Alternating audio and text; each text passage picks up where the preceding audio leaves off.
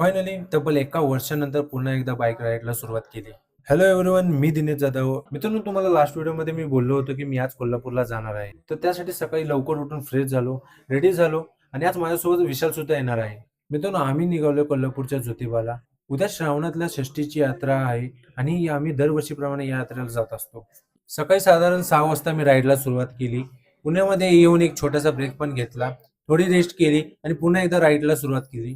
मित्रांनो, गेल्या वर्षभरापासून मी बाईक राईड केली नव्हती.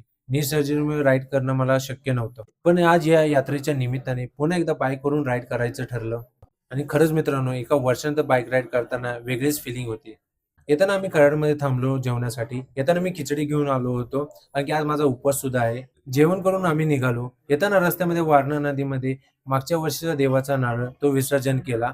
फायनली आम्ही 2 वाजता ज्योतिबाच्या डोंगरावर पोहोचलो. यमाईच्या मंदिराजवळ बाईक पार्किंग केली आणि तिथून सरळ निघालो आमच्या पुजारींच्या घरी. बॅग वगैरे ठेवल्या आणि मग निघालो आम्ही देवाच्या दर्शनासाठी. आज दर्शनासाठी भरपूर लोक आली होती, तरी आम्हाला लवकर दर्शन मिळालं देवाचं. दर्शन घेऊन परत आलो आणि थोडासा आराम केला.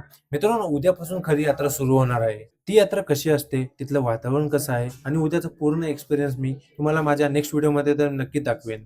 त्यामुळे पेजला फॉलो करायला विसरू नका. मित्रांनो, भेटूया नेक्स्ट व्हिडिओमध्ये. तोपर्यंत बाय बाय.